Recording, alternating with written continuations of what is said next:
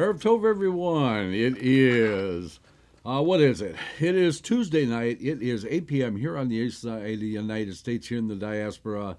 This is the Maimon Beit Knesset. Therefore, it must be the Rabbis Discuss whatever it is the rabbis want to discuss. Glad to have you all here this evening.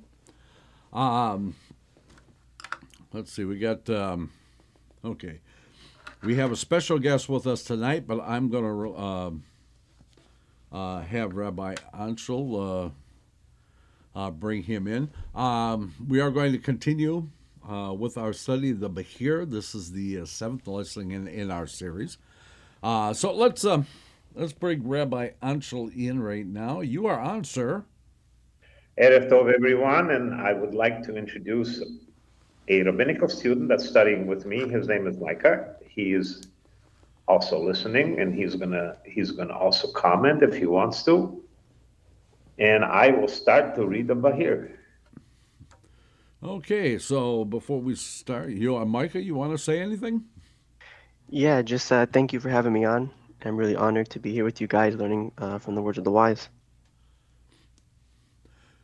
Good. Okay, so let's see who we got in the chat room. We have the maestro, the composer, Richard Ruttenberg, who does a lot of our intro music and allows us to use his music for our intro.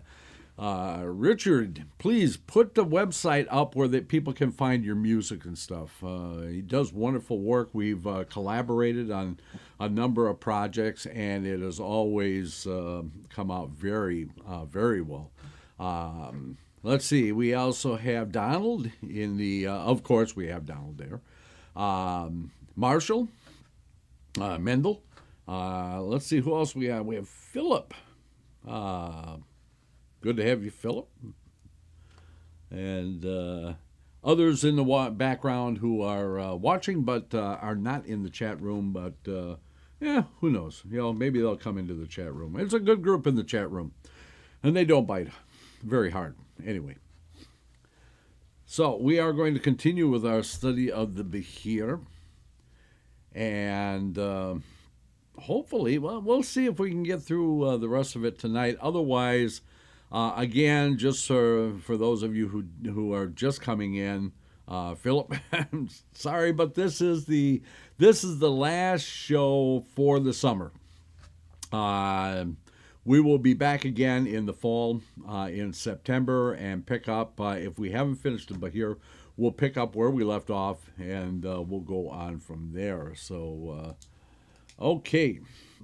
So let me put this up. So Ancel can see it. And Ancel, do you want to take it away? You got it. All right. So what meaning of the word Shevet, which has the connotation of both a tribe or a rod? It is something simple. Okay, hang on. Before you go any further, I forgot to do this. Okay, so the first thing we're going to do is we're planning to put Ancel's picture up. Micah, I'm going to have to get a picture of you so we can put it up on the screen here with us. And then let me put I have this picture. We'll put up the Kindle back there so people can follow along. And, okay, I'm sorry. I didn't mean to. That's no problem. Okay, I'm glad you think so. Okay. So, what meaning of the word Shevet, which has the connotation of both tribe or a rod? It is something simple and not square. So what is the reason? Because it is impossible to have one square inside another square. A circle inside a square can move. A square inside a square cannot move. What are the things that are circular? They are the vowel points in the Torah of Moses, for these are all round. They are the lattice like the soul, which lives in the body of man.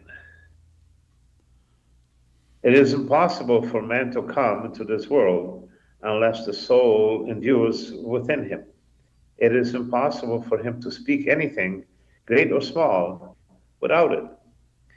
In a similar manner, it is impossible to speak a word, great or small, without the vowel points. Every vowel point is round and every letter is square. The vowel points are the life of the letters, and through them the letters endure. These vowel points come through the pipes to the letters through the fragrance of a sacrifice, which immediately descends. It is therefore called a descending or pleasant fragrance to God, indicating that it descends to God. This is the meaning of the verse in Deuteronomy: Hear, O Israel, the Lord is our God, the Lord is one. Yud is the 10 sayings of which the world was created. What are they? Wait, back up, 117. Oh, I'm sorry. Rabbi Yochanan said, what is the meaning of the verse in Exodus? God is a man, Ish, man of war. God, YHVH, is his name. Man, which is in Hebrew is Ish, indicates a sign. The Targum renders God is a man of war, as God is the master of victory in war. What is the master? Aleph is the first, the holy palace. Do we then say that the palace is holy? Instead, we say the palace of the Holy One. Yud is the 10 sayings in which the world was created. So what are they? They are the Torah of truth, which includes all worlds. So what is the Shin? He said, it is the root of the tree. The letter Shin is like a root of a tree. What is the tree that you mentioned? He said, it represents the powers of the Blessed Holy one above the other. Just like a tree brings forth fruit through water, so does the Blessed Holy One increase the powers of the tree through water. So what is the water of the Blessed Holy One? It is wisdom. It is the souls of the righteous. They fly from fountain to the great pipe, ascend and attach themselves to the tree. Through what they fly? Through Israel. When they are good and righteous, the divine presence dwells among them. Their deeds then rest in the bosom of the Blessed Holy One, and he makes them fruitful and multiply them. How do we know that the divine presence is called Tzedek, the righteous? It is written in Deuteronomy, he who rides in the heavens is your help, and his majesty is in the skies. It is also written in Isaiah, the skies run with the righteousness, with the tzedek. Tzedek is the divine presence, as it's written in Isaiah. Righteousness dwells in it. Righteousness was given to David, as it's written in Psalms. May God reign forever, you God of Zion, for generation to generation. It's also written in the Chronicles, Zion is the city of David. So what is the meaning of generation to generation? Rabbi Papian said, a generation goes and a generation comes, like in Ecclesiastics. So Rabbi Akiva said, the generations came, it already came. So what is this like? A king had slaves, and he dressed them with garments of silk and satin according to his ability. The relationship broke down, and he cast them out, repelled them, and he took their garments away. They then went on their own way. The king took the garments and washed them well until there was not a single spot on them. He placed them with his storekeepers, but others brought other slaves and dressed them with the same garments. He did not know whether or not these slaves were good, but they were at least worthy of garments that he already had, for which he had previously worn. The verse continues in Ecclesiastes. Okay, hang on, just a minute. I want to go back to this. Okay. So what is this like? A king had slaves, and he dressed them in garments of silk and satin according to his ability. The relationship broke down, and he cast them out, repelled them, and took the garments away from them, and they went out on their way. What do you think this is talking about? So we know who the king is. Yeah. Mic up.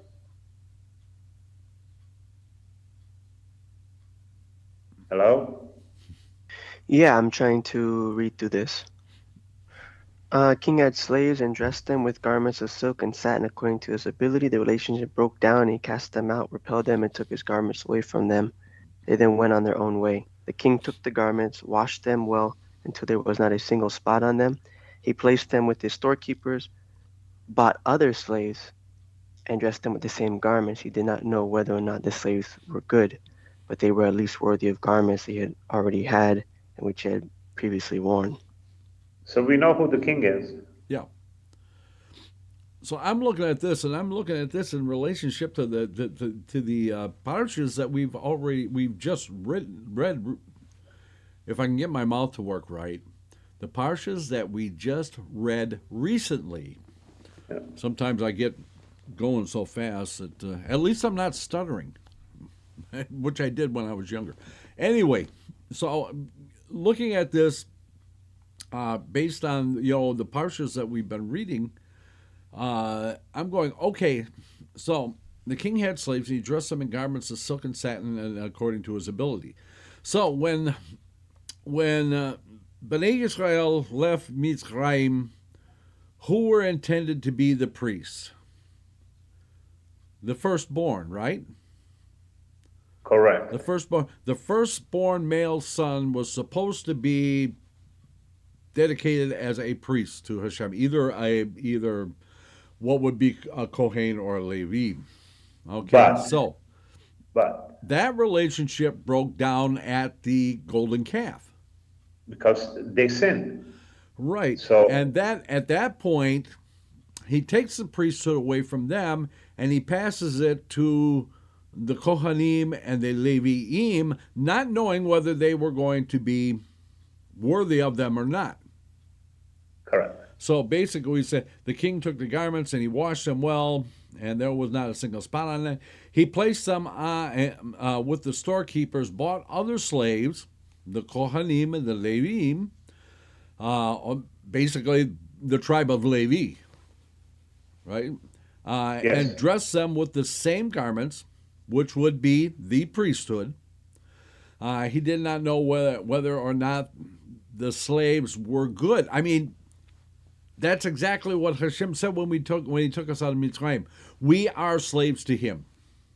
Yep. So He took these slaves, which is us, and took them out. And at the point of the golden calf, the Leviim and the Kohanim did not sin. Yeah. But He didn't know if they would. Well, I shouldn't say He didn't know. He knew. We didn't know whether they were going to be worthy of the garments or not. And it's still true today. The Leviim and the Kohanim, it's from generation to generation. That's what it's meant. It's once God said that the Levites and the Kohanim are in charge, nothing has changed even today. A Kohen is a Kohen and a Levite is a Levite. But we've seen this transition of the priesthood actually one time prior to that. So Melchizedek, he was from the tribe of. He came from Noah's sons, Shem. Yes. Okay, so Shem was the tents of learning, and Yaakov actually spent 12 years in the tents of Shem before he went down to Lavan. Correct. So Melchizedek is a descendant of Shem. He has the priesthood at that point. At the point that he comes out, because it actually tells us in the Torah that he was a priest of Hashem, right? Yes. So he comes to Abraham. He blunders, blesses Abraham before he blesses God. The priesthood is taken away from him and basically held in abeyance, basically, until Yaakov and the 12 sons go down to Mitzrayim, and at that point, then the priesthood basically becomes I wouldn't say formal, but that was the intent that the firstborn male son would become one of the priests or the Kohen or the Leviim, um, until the sin of the golden calf. So they sinned with the golden calf. Right, and then it passes once again. Yep. Okay. Any comments on that, Micah? Am I completely off the chart, or? No, I think that's a great explanation. Because it says the king had slaves, and we're liking the king to Hashem, and the slaves are us, the Jewish people. And then it says he exchanged some service for another service here, which would make sense that it was the priesthood. We are slaves to God, and That's we right. was, and like I said, the firstborns were supposed to be, the Cohens, but it stopped with the golden calf, and then that's when God said no.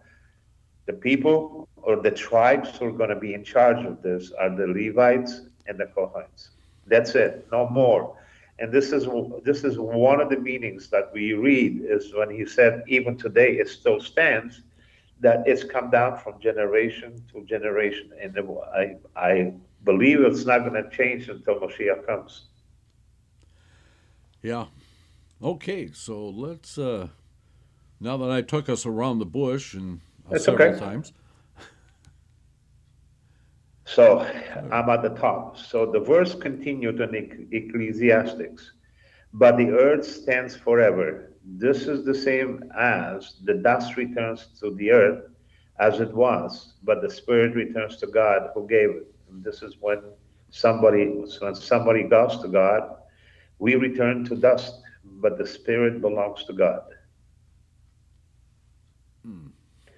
So Rabbi Amorai said, what is the meaning of the verse in Leviticus?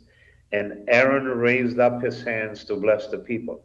And he blessed them and he descended from making the sin offering, the burnt offering, and the peace offering. This would Did be he not already? this would be on Yom Kippur, right? Yep. Did he not already descend? But he descended from making the sin offering, the burnt offering, and the peace offering. And then Aaron raised his hands to bless his people. What is the meaning of raising of the hands? It was because he offered a sacrifice and brought them before their Father in heaven. As we have said, those who offer a sacrifice must elevate them, and those who unify them must unify them among them. And what are they? The people, as it is written to the people. This means for the sake of the people.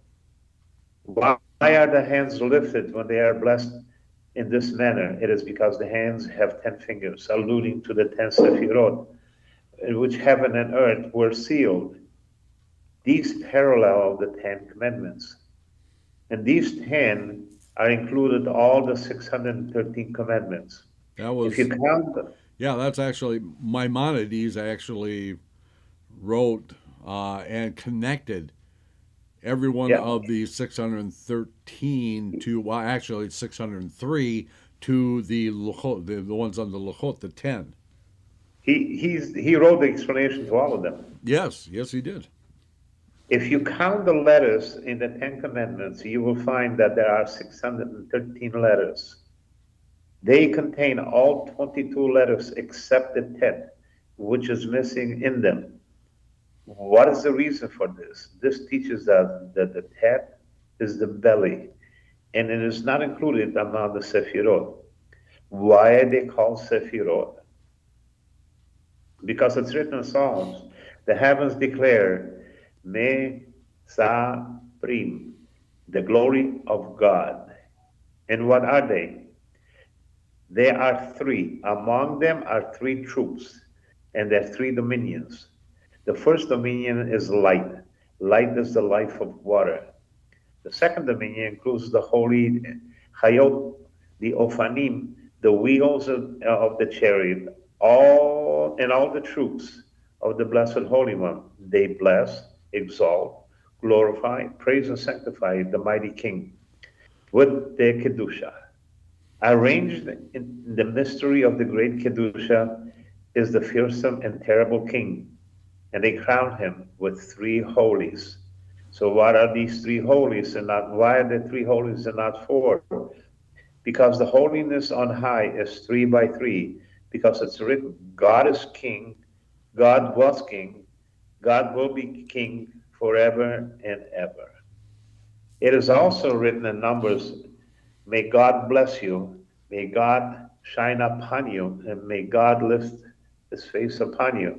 It is therefore written in Exodus, God, YHVH, God, YHVH. The third one includes the rest of God's attributes. So what are they? It's written, as the verse continues, God is God, merciful and gracious, the 13 attributes of mercy. The Kedusha is the verse in Isaiah, holy, holy, holy is the Lord of hosts. The whole earth is filled with his glory. So what is the meaning of holy, holy, holy? And why is it followed by the Lord of hosts? The whole earth is filled with his glory. The first one, holy, is the highest crown. The second holy is the root of the tree. The third holy is attached to unify them all. Okay, This is hang on. Okay. Okay. Now, I have talked about this a number of times. Mm-hmm. And we see this constantly coming up. Unified. What is the one thing that eluded Einstein? The unified field theory. True. And, okay, so if we look at the unified field theory, okay, look at the theory of relativity. E equals mc squared, right? Correct. Okay. We look at, Dr. Michio Kaku, who is the premier, well, actually, one of the premier theoretical physicists on string theory, saying that when we find or M theory, when we find the formula for M theory, he said it will be very short and very elegant, much like E equals mc squared. Very simple. This point was also brought up by Dr. I can't think of what his name is right now, but he explained the whole theory of the E8, which is kind of the next level of theoretical physics that goes beyond string theory. And he talks about, again, the simplicity of the formula. So Einstein was never really a big fan of theoretical, or I mean of quantum mechanics. He said it was too clunky. It wasn't elegant. And he said everything that God does is elegant. Okay, so again, what is God? God is ultimately simple. We've been told this by a number of Rishonim and sages and stuff like that. That God is essentially very simple, and that again, we look at these theories of theoretical physical theories and stuff like that, and we find out that these formulas for these things are very simple. When you get right down to it, they're actually very simple. So E equals mc squared is not hard to understand. It isn't. Getting Yeah. to that was very hard. Yeah, of course. I mean, and it's the same reason why string theory or M theory and E8, are very complex and stuff, because they're trying to get to the same point that Einstein got when he got to E equals mc squared. This is the ultimate expression of this, and it's very simple. So by looking at these, and again, God being, I think Marshall says, Paul Seedhouse. Thank you, Marshall. So, looking at these being very simple, and we know that God, in essence, is very simple, that this all points to the unified field theory. Mm-hmm. Okay, now that I, again, got off the track and It's ran good everybody around explanation. the bush a couple of times. Okay, so this is followed by the Lord of hosts. The whole earth is filled with his glory. So, what is the holy? That is attached and unified. What is this like? A king had sons, who in turn also had sons. When the grandsons do his will, he mingles with them, supports them, and satisfies them all. He gives his sons everything good so that they should be able to satisfy their children. When the grandchildren do not do his will, then he only gives the fathers as much as they need. So, what is the meaning? The whole earth is filled with his glory. This is the earth that was created on the first day. It is on high, filled with God's glory and paralleling the land of Israel. And what is this glory? It is wisdom, because it's written in Proverbs, the wise shall inherit glory. And it's further written in Ezekiel, blessed is God's glory from his place. What is God's glory? What is it like? A king had a matron in his chamber, and all his troops delighted in her. She had sons, and each day they came to see the king and bless him. They asked him, where is our mother? He replied, you cannot see her now. They said, let her be blessed wherever she is. So, what is the meaning of from his place? This indicates that none know his place. There's some things you're not supposed to know. That's This is right. like a royal princess who came from a far place. People did not know her origin, but they saw that she was a woman of valor, beautiful and refined in all her ways. So they said, she certainly originates from the side of light, for she illuminates the world through her deeds. So they asked her, from where are you? She replied, from my place. They said, if so, the people of your place are great. May you be blessed, and may your place be blessed. Is this glory of God? Then not one of his hosts. Is it not inferior?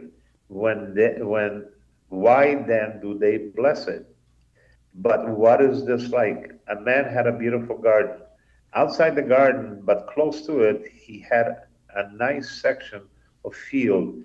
On this section, he planted a beautiful flower garden. The first thing that he would water would be his garden. The water would spread over the entire garden. It would not reach the section of field. However, since it was not attached, even though it was all one, he therefore opened a place for it and watered it separately. Rabbi Rahomai said, glory, which is kavod, and the heart, which is lev, both have the same numerical value, namely 32. They are both one, but glory refers to its function on high, and the heart refers to its function below. God's glory and the heart of heavens are therefore both identical. So Rabbi Yochanan said, what is the meaning of the verse in Exodus? And it was when Moses would raise his hands, Israel would prevail, and when he would lower his hands, Amalek would prevail. This teaches us that the whole world endures because of the lifting of the hands. Why?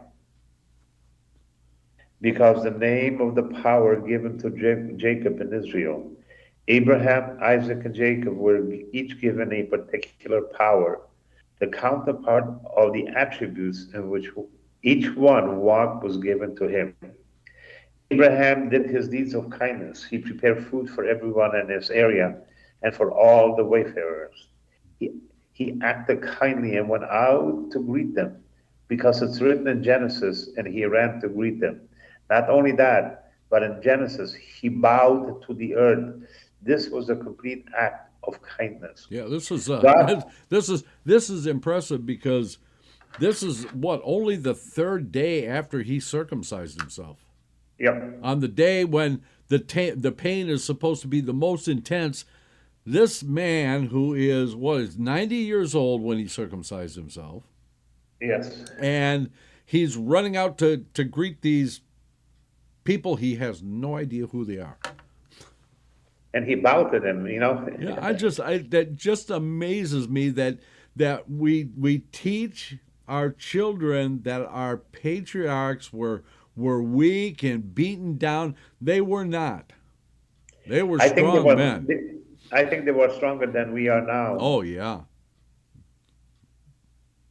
God therefore granted him the same measures and gave him the attribute of kindness, chesed, because it's written in Micah, hello, you give the truth to Jacob, kindness to Abraham, as you swore to our fathers from the days of yore. So what is the meaning of from days of yore? This teaches that if Abraham did not do deeds of kindness, then he would not have been worthy of the attribute of truth. Jacob would then have been worthy of the attribute of truth. And the merit through which Abraham was worthy of the attribute of kindness, Isaac became worthy of the attribute of terror, because it's written in Genesis, and Jacob swore by the terror of his father Isaac. Does anyone then swear in this manner, mentioning in his belief in the terror of his father? But up until that time, Jacob had not been given any power. He therefore swore by the power that was given to his father. It is for that reason it's written, and Jacob swore by the terror of his father, Isaac. What is it? It's chaos. Ah. It emanates from evil and astounds people. And what is that? It is that regarding what's written in Kings. And fire came down and it consumed and burned the offering, and the stones and the earth. It evaporated the water that was in the trench. Because it's also written in Deuteronomy, the Lord your God is consuming fire, a jealous God. So, what is kindness? It is the Torah, because it's written in Isaiah. Oh, let all who are thirsty come for water. Let he without silver come, stock up and eat. Come, stock up in wine and milk, without silver and without payment. Kindness is therefore silver, thus it's written, come, stock up and eat. Come, stock up wine and milk, without silver and without payment. He fed you Torah and taught you, for you have already earned it through the merit of Abraham, who did the deeds of kindness. Without silver he would feed others, and without payment he would give them wine and milk. Why wine and milk? What does this have to do with the other? This teaches us that wine is terror and milk is kindness. Why is wine mentioned first? Because it is closer to us. Do you then think that this refers to the actual wine and milk? We must say that is the form of wine and milk. Through the merit of Abraham, who was worthy of the attribute of kindness, Isaac was worthy of the attribute of terror. And because Isaac was worthy of the attribute of terror, Jacob was worthy of the attribute of truth, which is the attribute of peace. God bestowed him according to his measure, because it's written in Genesis, Jacob was a complete man, dwelling in the tents. The word complete meaning nothing other than peace, because it's written in Deuteronomy, you shall be complete with the Lord your God. And the Targum renders this, you shall be at peace. Shalom. Shalom. The word complete refers to nothing other than the Torah. because it's written in Malachi, I'm sorry. A Torah of truth wasn't in his mouth. What is written in the way in the very next phrase it states, with peace and uprightness, he walked before me. Uprightness is nothing other than peace because it's written in Psalms, complete and upright. It's therefore written in Exodus, and it was when Moses would raise his hands, Israel would prevail. This teaches us that the attribute that is called Israel has in it Torah of truth. So, what is the meaning of Torah of truth? Is that what teaches a more? That's the real. That's the real name of a rabbi, more, Yeah. the truth of all worlds, as well as his deeds and thought. He erected 10 sayings. With them the world stands. It is one of them. A man, he created 10 fingers, paralleling these 10 sayings. Moses raised his hands and concentrated to some degree on the attribute that he called Israel, which contains the Torah of truth. With his 10 fingers, he alluded that he was upholding the 10. For if God would not help Israel, then the 10 sayings would not endure every day. It was for this reason that Israel prevailed. Okay, so he holds his hands up. He's holding up the 10. The 10 reference the 10 Sefirot, Yeah. the 10 sayings with which God created the world or the universe, Yep. the 10 commandments, Yes. and because of all of these, Israel prevailed. Israel exists. It kind of like when Israel is doing what they're supposed to be doing, namely what Moshe is actually doing in a physical sense, raising his hands and stuff, Israel always prevails. But when they don't, again, it's like Moshe putting his hands down and Amalek prevails.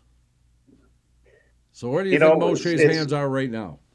You could say, when he put his hands up, he's looking upstairs. He's looking to God. When he puts his hands down, almost like he's disappointed. He's just like almost like saying, "I give up." So that's when Amalek appears. Yeah. So the verse continues. And when he lowered his hands, Amalek prevailed. Would Moses then do anything that would cause Amalek to prevail? But this teaches us that it is forbidden for a person to stand for more than 3 hours with his hands spread out to heaven. His disciple asked, "To whom are the hands raised?" He replied, "To the heights of heaven." How do we know this? Because it's written in Habakkuk. The deep gives forth its voice. It lifts up its hands on high. This teaches us the lifting of hands is only to the heights of the heaven. When among Israel there are people who are wise and know the mystery of the glorious name, and they lift up their hands, they are immediately answered. Because it's written in Isaiah, then you will call and God will answer. If you call God, then he will answer you immediately. What is the meaning of then, spelled Aleph Zion? This teaches us it's not permissible to call Aleph alone. It can only be called through the two letters that are attached to it, which sit first in the kingdom. Okay, hang on. Wait a minute. Okay. So, the Aleph has no sound. No. It has to be attached to another letter to actually have a sound. Yes. So again, it says this teaches that it's not permissible to call Aleph alone. It can only be called through the two letters that are attached to it. Okay, so in this case, two letters. But we know we need at least one more because you have to make a sound. again, going back to Bereshit, Genesis, God said, "Let there be light." God said, divide the waters. God said, let the Let there fish, be light. Yeah. all these 10 sayings, God said. And we talked about this at the very beginning about waves and sound waves and stuff like that, and changing the pitch and so on and so forth, giving attributes to whatever is spoken. So again, here, Aleph has to be connected to something to give it a sound. Otherwise, you can't hear it. Yeah, to be given a sound with which it can then determine the attributes. Together with the Aleph, they are then 3. 7 of the 10 sayings then remain, and this is the Zion, which has the numerical value of 7. It's also written in Exodus, and the Aleph Zion sang Moses and the children of Israel. What are the 10 sayings? The first of the highest crown, blessed and praised is the name, and its people. Who are its people? It's Israel. It's written in Psalms, know that the Lord is God. He made us in not lo. We, his people. Lo means Lamed Aleph, and it can be read to Aleph. The verse then reads, to Aleph are we. It is our duty to recognize and to know the unity of unites, who is unified in all his names. Okay, so let's pause there. Okay. And we're going to go ahead and take our break. We're about halfway through our session here tonight. So let me, I'm going to turn you down for a moment. Okay. I'll be right back. Okay, and let me go ahead and take that down and that down for right now. Okay, we are going to take our 6-minute break, give everybody a chance to kind of digest all that stuff that we've been talking about for the last 45 minutes. And then we will return and we will restart fresh. So please stay tuned. We'll be back in 6. Let's all go to the lobby. Let's all go to the lobby. Let's all go to the lobby to get ourselves a treat. Delicious things to eat. The popcorn can't be beat. The sparkling drinks are just dandy. The chocolate bars and the candy. So let's all go to the lobby to get ourselves a treat. Let's all go to the lobby to get ourselves a treat. It's intermission time, folks, so hurry, hurry, hurry. Step right over to our refreshment center for the most extravagant array of refreshment goodies ever assembled under one roof. Enjoy breathtaking, mouth-watering goodies, everything from a snack to a delicious full meal. At our refreshment center, you'll find a large variety of goodies to satisfy your hunger, your thirst, or your sweet tooth. So hurry, hurry, hurry. Visit our refreshment center now. The show starts in 5 minutes.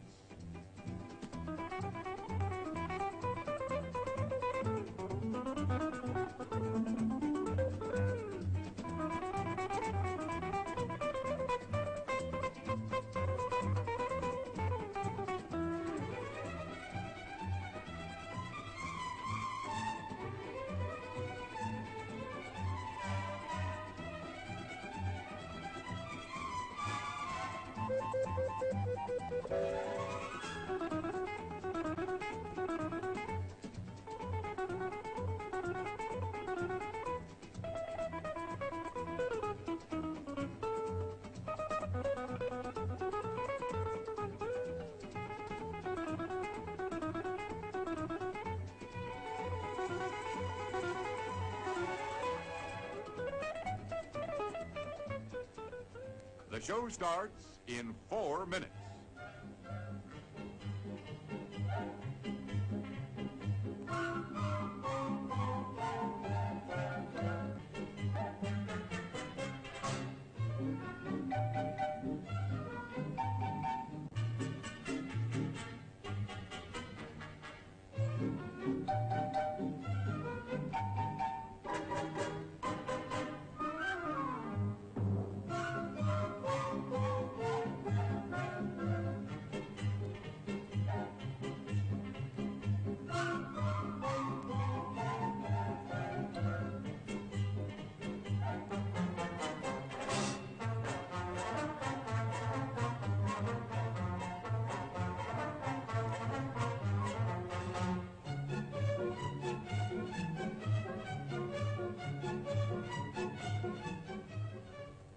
The show starts in 3 minutes.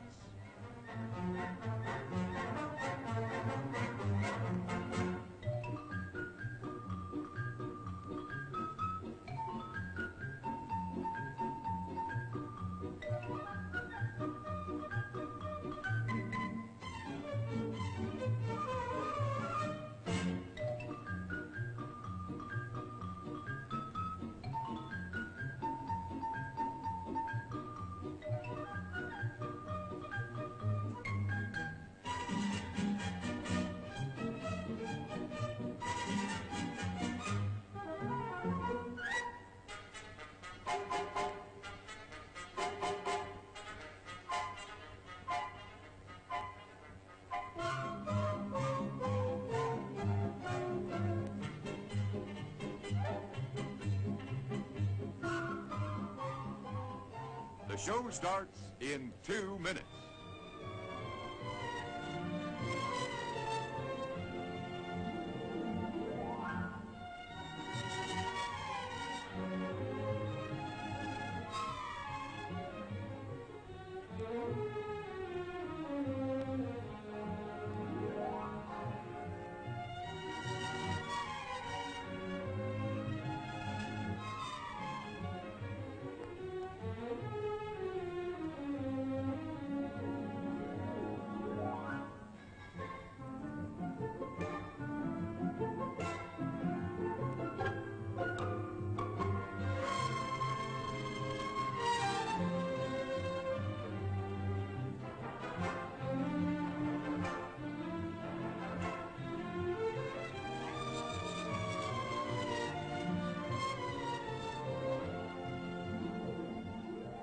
The show starts in 1 minute.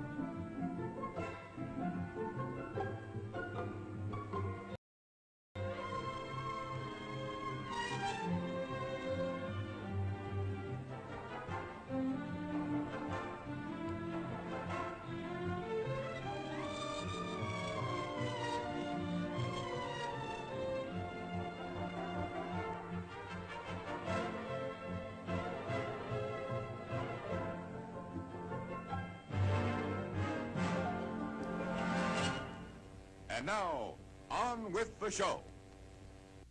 And we are back, just as promised.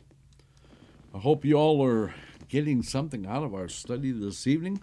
Let's bring Rabbi Ancel and our guest back in, Micah. And Here. here we go. You're back on now. Mm-hmm. Okay, so let's see. I want to make sure I got everything set here while I'm on it. Okay, so let's get back into the Bahir. We left off at 42 or 142. Okay. Right. So it says that the second one of the saying is wisdom, because it's written in Proverbs, God procured me the beginning of his way, before his works from them, Aleph Zion. Aleph beginning is nothing other than wisdom, because it's written in Psalm, the beginning is wisdom, the fear of God. The third one is the quarry of the Torah, the treasury of wisdom, the quarry of the Spirit of God. Because this teaches us that God carved out all the letters of the Torah, engraved it with spirit, and with it made all forms. This is the meaning of the verse in Samuel. There is no rock, tzur, like our God. There is no former, tzair, like our God. These are three. What is the fourth? The fourth is, in Deuteronomy, says the charity of God, his merit and his kindness, chesed, to all the world. This is the right hand of the Blessed One. What is the fifth? The fifth is the great fire of the Blessed Holy One. Regarding this, it is written in Deuteronomy, let me see the great fire no more, lest I die. This is the left hand of the Blessed Holy One.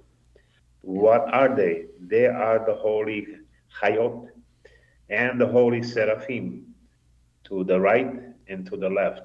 They are the pleasant ones, which ascend higher and higher, as it's written in Ecclesiastes, and one higher than they. My glasses are fogging up.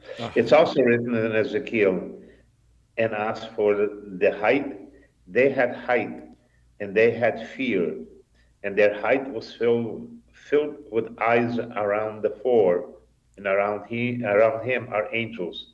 Those around them also bow down before them, kneeling and declaring, the Lord, he is God, the Lord, he is God. The sixth one is the throne of glory, crowned, included, praised, and hailed. It is the house of the world to come, and in its place is wisdom. It is thus written in Genesis, and God said, let there be light, and there was light. So Rabbi Yochanan said, there were two types of light, because it's written, let there be light, and there was light. Regarding both of them, it's written in Genesis, and God saw the light, and it was good. The Blessed Holy One took one of these types of light and stored it away for the righteous in the world to come. Regarding this, it's written in Psalm, how great is the good that you have hidden away for those who fear you, that you have accomplished for those who find shelter in you. We learn that no creature could look at the first light, because it's written in Genesis, and God saw the light, and it was good. And it's furthermore written in Genesis, and God saw all that he made, and behold, it was very good. God saw all that he had made, and saw shining bright, brilliant, and good. He took that good and included in it the 32 paths of wisdom, given it to this world. This is the meaning of the verse in Proverbs, I have given you a doctrine of good, my Torah. Do not abandon it. We say that this is the treasury of the oral Torah. The Blessed Holy One said this attribute is considered to be included in this world, and it is the oral Torah. If you keep this attribute in this world, then you will be worthy of the world to come, which is the good stored away for all the righteous. So what is it? It is the force of the Blessed Holy One, because it's written in Habakkuk, and the glory will be like light. He has raised from his hand, and his hidden force is there. The glow that was taken from the first light.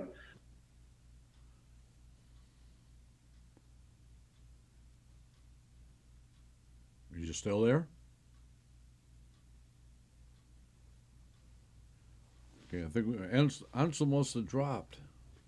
No, I'm here. Oh, okay. Because after you got to force there, you kind of dropped out. Okay, so the glow that was there from the first light will be like our visible light. If his children keep the Torah and commandments that I wrote to teach them, because it's written in Proverbs, hear, my son, the admonition of your father, and do not abandon the Torah of your mother. Okay, let's go back here. The glow that was taken from the first light will be like our visible light. Remember when we were talking about this, a while ago, we talked about God being able to see through all spectrums. Hmm? So this light that was taken and stored away has to be a spectrum of light. Correct. Beyond Our, our ability to see. beyond our physical capability to see. So we got indigo and violet, and beyond that we can't see. So it's written in Habakkuk, he has raised from his hand, and his hidden force is there. What is this hidden force? This is the light that was stored away and hidden, because it's written in Psalms, how great is the good that you have hidden away for those who fear you, and that you have accomplished for those who find shelter in you. So, what remains for us in that which you have accomplished for those who find shelter in you? These are the ones who find shelter in your shadow in this world, who keep your Torah and observe your commandments and sanctify your name, unifying it secretly and publicly. The words thus conclude in the sight of the sons of man. So Rabbi Rachomai said, this teaches us that Israel had light. Torah is light, because it's written in Proverbs, for a commandment is a light. Torah is light, and the way of life is the rebuke of admonition. And we say that a lamp is a commandment, illumination, ora. It is the oral Torah, and light, or, is written Torah. How can we then say that oral Torah is light, or? Because this light has already been kept. It is also called light. So what is this like? A room was hidden at the end of a house. Even though it is day and there's bright light in the world, one cannot see in the room unless you bring along a lamp. The same is true for all Torah. Even though it is a light and needs to be written to answer its questions and explain its mysteries. So Rabbi Rachomai said, so what is the meaning of the words in Proverbs and the way of life in rebuke of admonition? This teaches us when a person accustoms himself to study in the mystery of creation and the mystery of the chariot, it is impossible that he not stumble.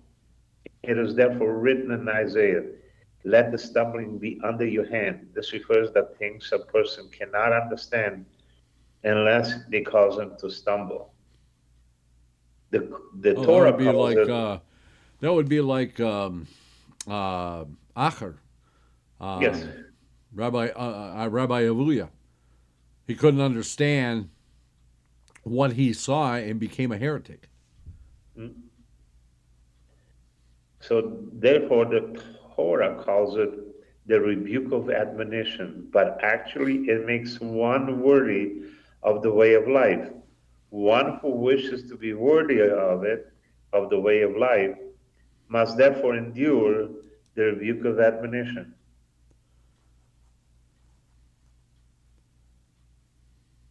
Another explanation, life is the Torah, because it's written in Deuteronomy, and you shall choose life. It's furthermore written in Deuteronomy, for it is your life and your length of days.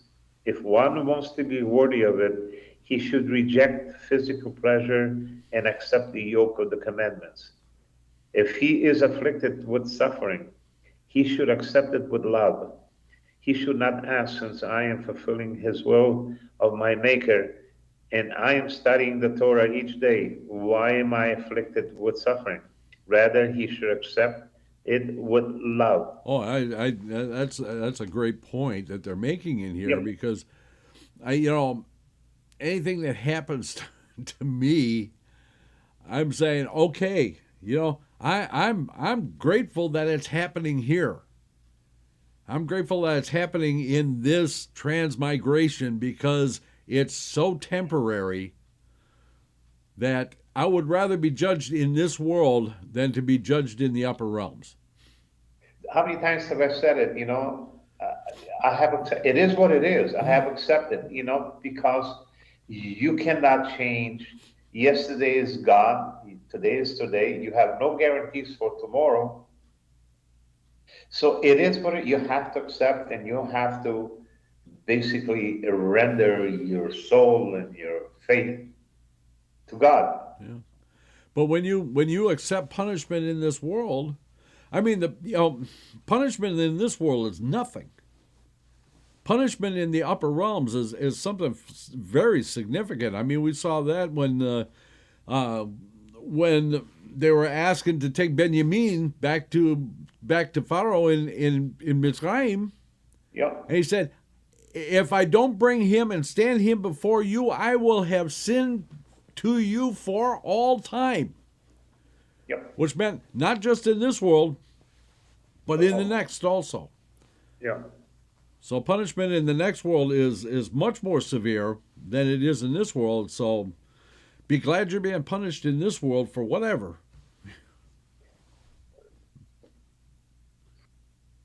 For who knows the way of the Blessed Holy One regarding all things, one must therefore say, righteous are you, O God, and your judgment is fair.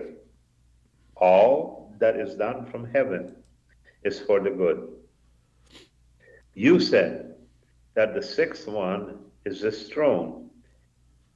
Have we then not said that it is the crown of the Blessed Holy One? We have said Israel was crowned with 3 crowns: the crown of priesthood, the crown of royalty, and the crown of Torah above them all. So what is this like? A king had a pleasing, beautiful vessel, and he was very fond of it. Sometimes he placed on his head. This is the tefillin, worn on his head. Other times he would put it on his arm, and the knot of the tefillin, worn on the arm. Sometimes he lends it to his son, so that he should remain with him. Sometimes it is called his throne. This is because it is an amulet on his arm, just like a throne. So what is the 7th? It is the heaven called Aravot. And why is it called heaven, Shamayim? Because it is round like a head. We learn that it is the center, with water at his right and fire at his left. It supports water, Samayim, for the fire and water, and brings peace between them. Fire comes and finds the attribute of fire on its side. Water comes and finds the attribute of water on its side. It is therefore written in Job, he makes peace in his high places. So is it then the 7th? Is it nothing more than the 6th? But this teaches us that the holy palace is here, and it supports them all. It is down counted as 2. It is therefore the 7th. So what is it? It is thought that does not have any end or boundary. This place likewise does not have any end or boundary. Have you noticed that as we get towards the end of the Bahir, it kind of loops back to the beginning? All of these things that we've been talking about here this evening all connect back to what we read at the very beginning. We talk about the water, about the creation, the attributes, the holy palace, everything.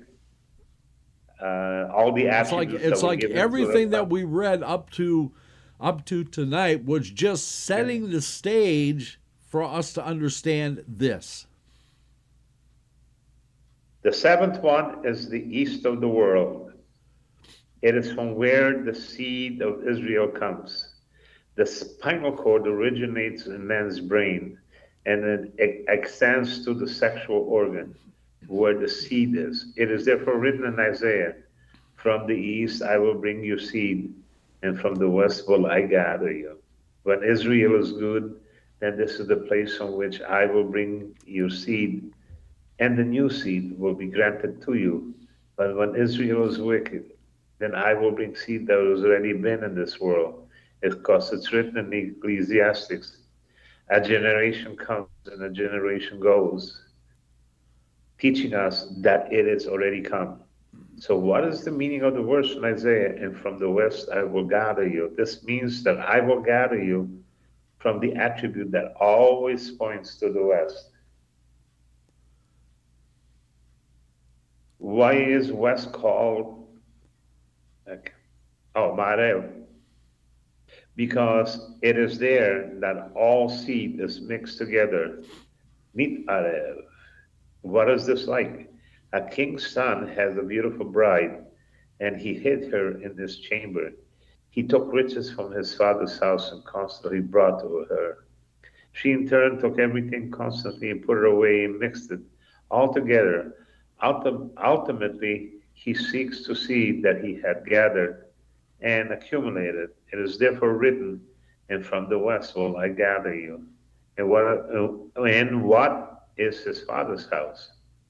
Is that regarding which is written, from the east I will bring you seed. This teaches us it's brought from the east and sowed on the west. He then gathers what he has sowed. So what is the eighth one?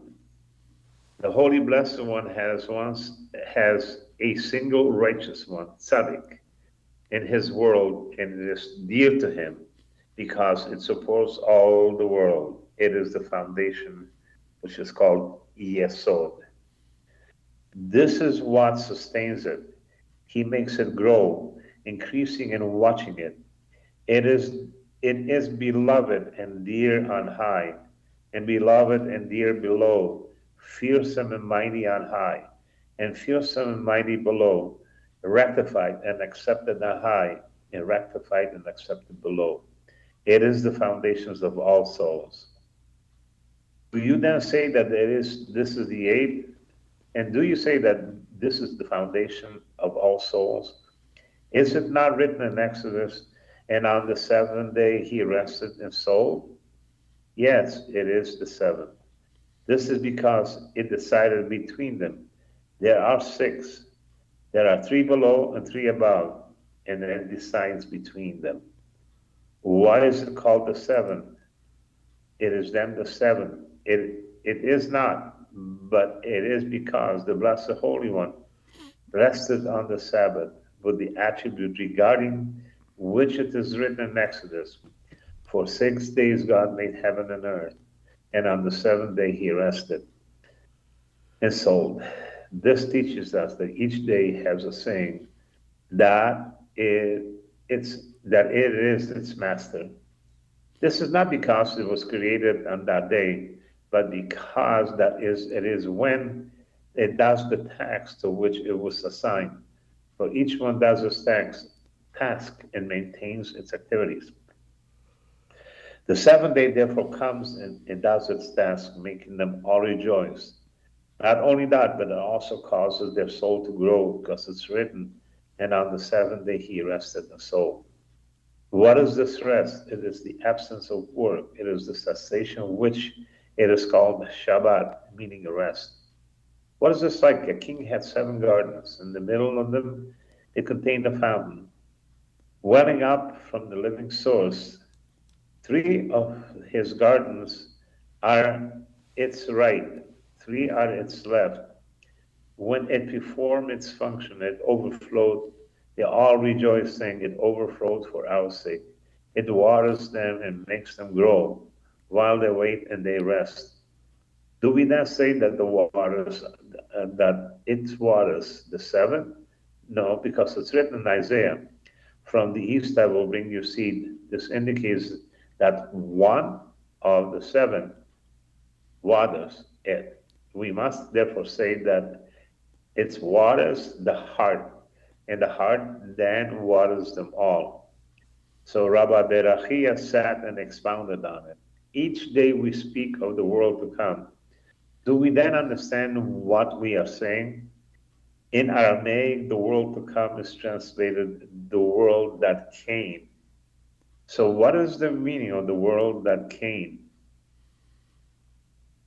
We will learn that before the world was created, it arose in thought to create bohu and correct. Yeah.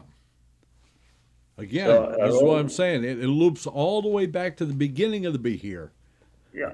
So we learned that before the world was created, it was a thought in God, and it had no substance. And then when He said, "Let there be light," and "Let there be this," and "Let there be a world," it became something. It arose in thought and created an intense light to illuminate it. He created an intense light over which not created thing could not have authority. The Blessed Holy One saw, however, that the world could not endure this light.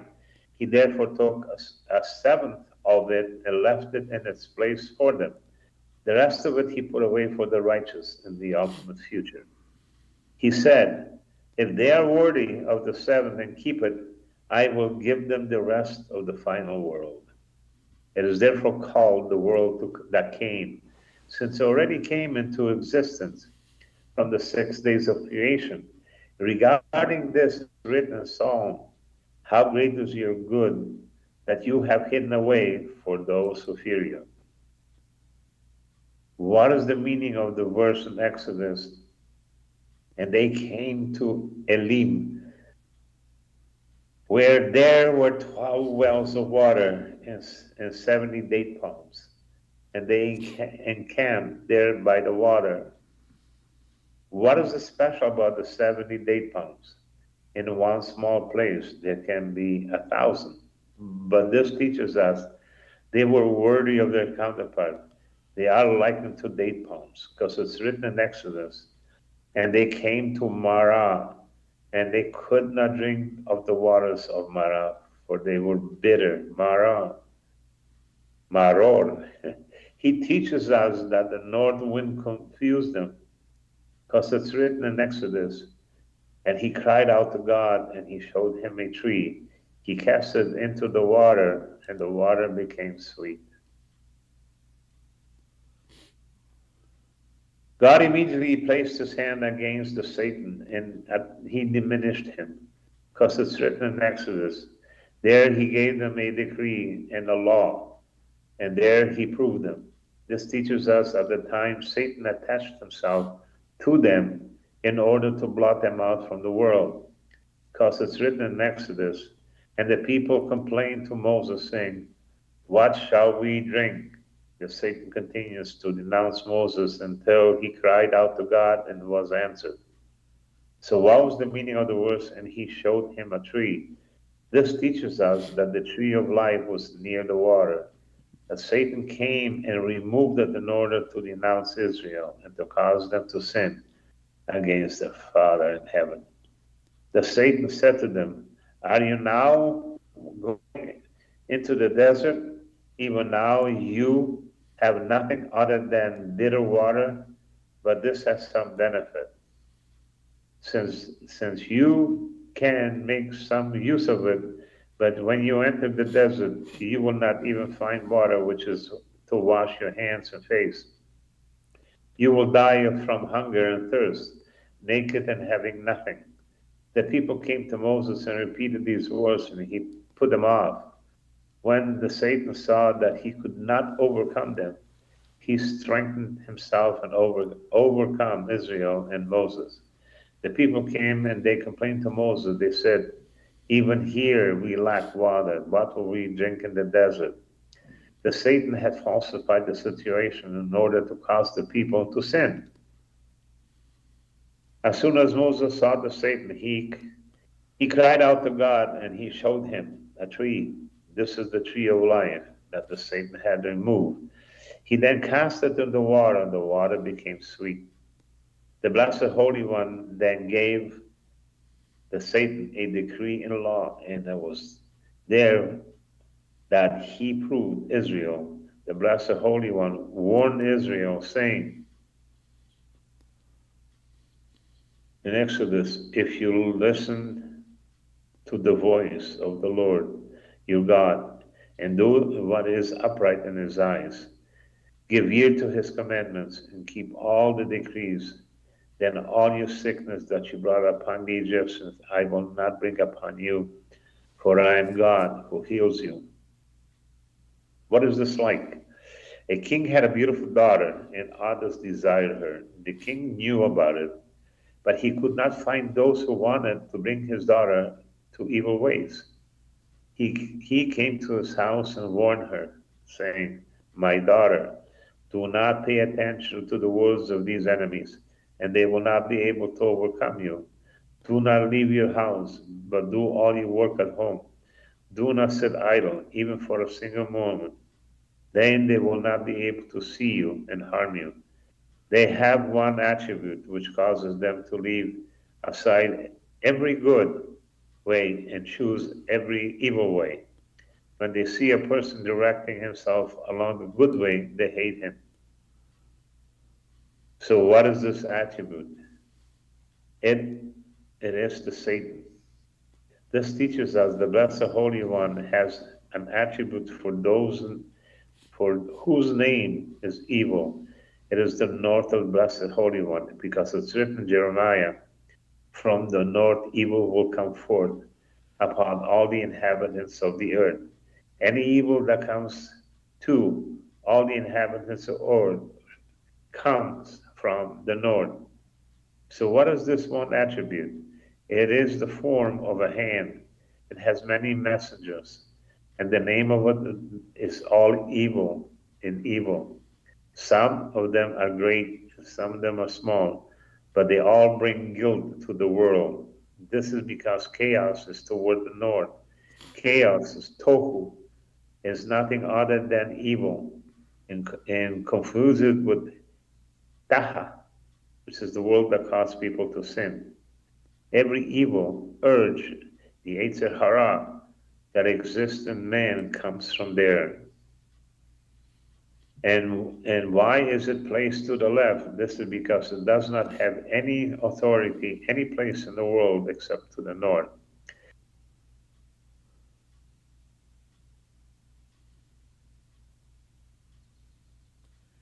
Dropped out again.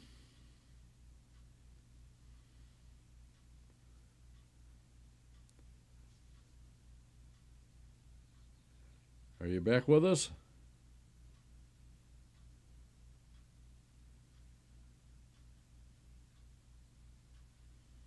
Okay.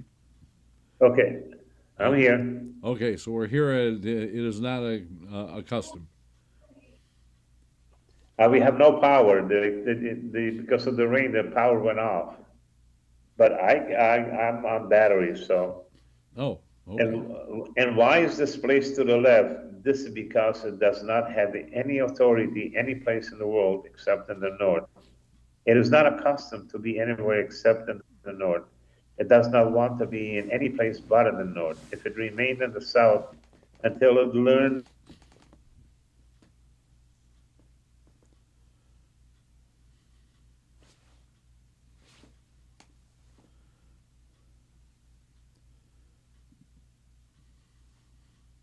Okay.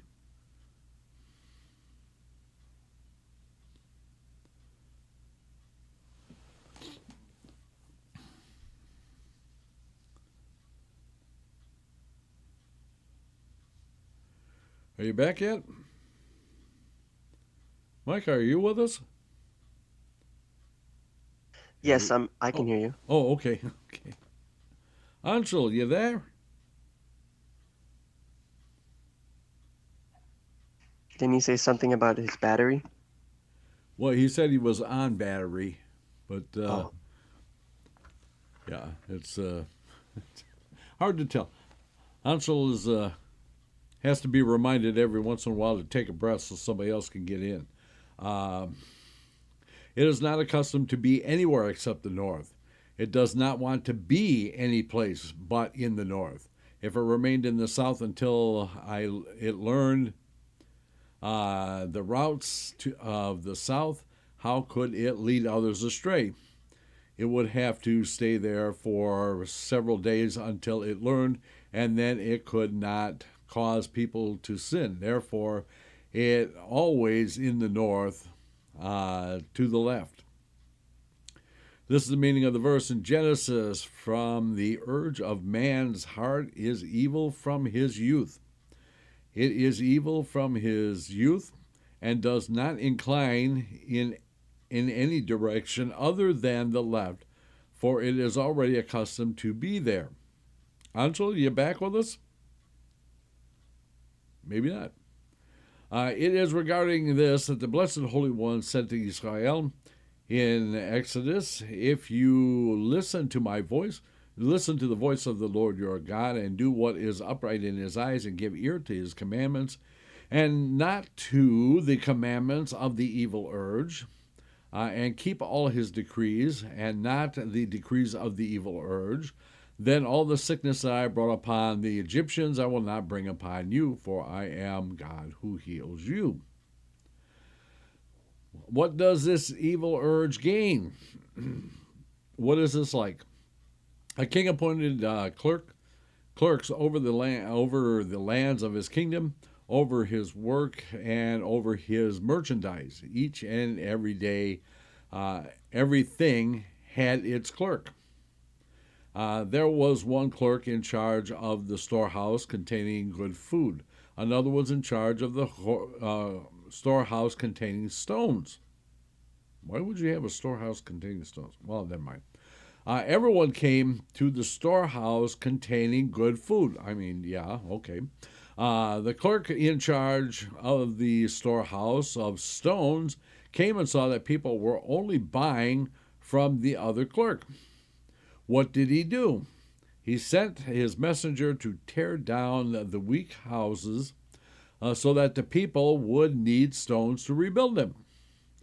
They could not do so. However, to the strong ones he said, in the time that it takes to tear down one strong house, you can tear down 10 weak ones. People will then all come and buy stones from me, and I will not be inferior to the other. Ancel, are you back yet? Okay, it is thus written in Jeremiah, from the north will evil come forth upon all the inhabitants of the earth. The verse then continues, for I call all the families of the kingdom of the north, says God, and they will come, and each one will place his throne at the opening of the gates of Jerusalem. Evil will be their business, and the evil urge will also constantly strive. The word Satan means turning aside, since he turns all the world aside to the balance of guilt. How is this indicated? It is written in Genesis, and he turned aside to her. And the Targum renders this Visata, Sata being the root of Satan. It is likewise written in Proverbs, turn aside, Sate, from it and pass on. So, what is this? I think we're going to get to the end of this page, and that's probably going to be it. What is the significance of the 70 date palms? They had accepted upon themselves the commandment as it is written in Exodus, if you listen to the voice of the Lord your God. Immediately after we find in Exodus, and they came to Elimah, where there were 12 wells of water and 70 date palms. What is the meaning of Elimah? It is Elimah. To me is what? Where there were 12 wells of water. At first, God gave it to them as wells, and in the end, he gave them back to them as stones. It was thus written regarding the stones set up near the Jordan, 12 stones What is the reason? It is because the Torah was originally likened to water in the world, only later was it put in a permanent place. Water, however, is there one day and elsewhere the next. And what are the 70 palms? And I guess it's going to be a cliffhanger because that is where we are going to stop for this evening. We will pick up again in September when we come back. So, okay. So if you'll hold on while I sign out here, and I will get back to you here in a moment. Okay. So I want to thank everybody for being here in the study. Again, tomorrow night will be the Torah study. We're going to study Parsha Ancel because that's actually the Torah Parsha for next week. However, just to keep up in the Midrash, the little Midrash says that we're going to go ahead into the next one, which is Naso. And, rather than the Torah reading for Shavuot, which we have covered a couple of times. So, let me go ahead and turn this off and turn this off. And thank you all for being here. And until the September, when we return, we're going to simply say, Laila Tov.